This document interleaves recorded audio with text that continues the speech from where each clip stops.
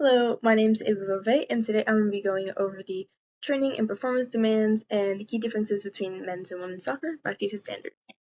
So just as an overview, FIFA does standardize the match structure, so there's both two 45-minute halves, standardized field dimensions, and identical equipment roles for men and women. The uniform structure between the two, it dictates a predictable duration and intensity of competition, but one thing it can't do is offer the same physiology and anthropometrics because females and males are inherently different in those dimensions. So training loads must be individualized there. But basically today we're going to be going over the KPIs, or the key performance indicators, and the physical demands, normative data, common limitation and injuries, relevant info for success.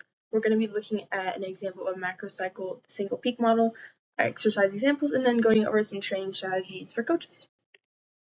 So going into the physical demands, soccer requires continuous shifts between low intensity movement and then high intensity sprints, accelerations, decelerations, things like that.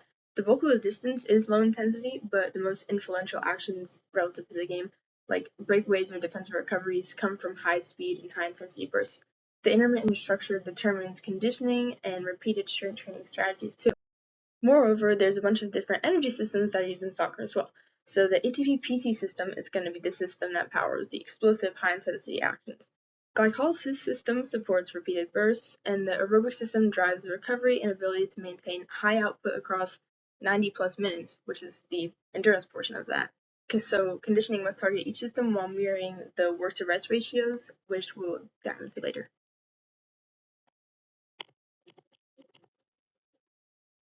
Sorry, my computer is crashing. Just give it a second.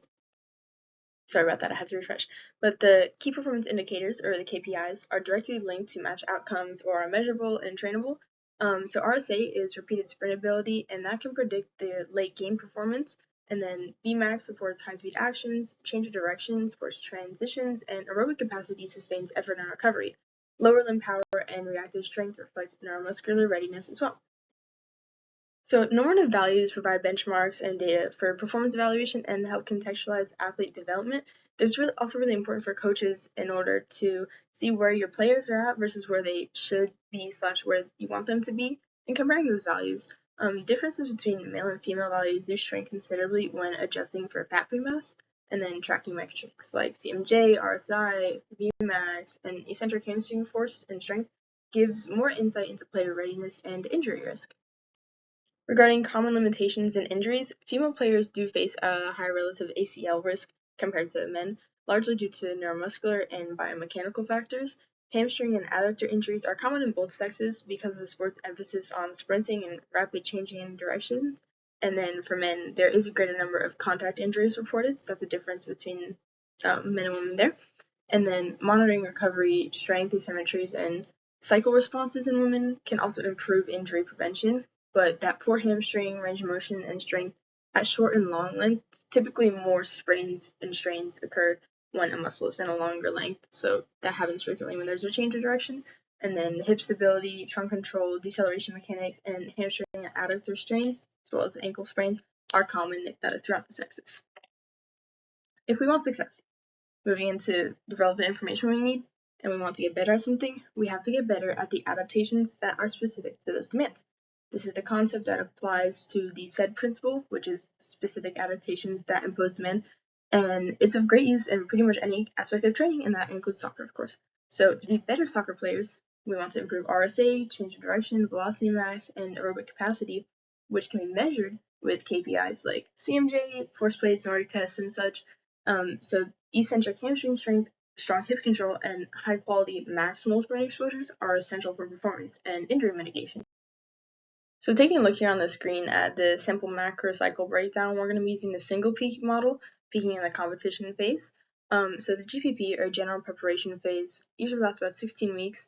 So that goes over baseline mobility, stability power, strength, correcting asymmetries, anaerobic and aerobic capacity and such, and looking into technique and abilities that way.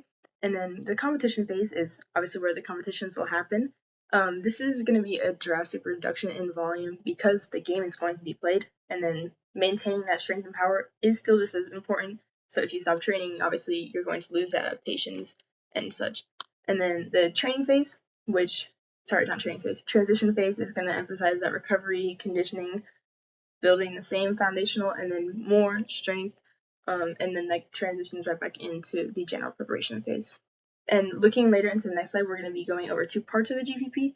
Sometimes this is referred to as the GPP and SPP, which is a specific preparation phase, but as a whole, it can be referred to as a GPP. So on screen, there's an example of some exercises you would do in GPP.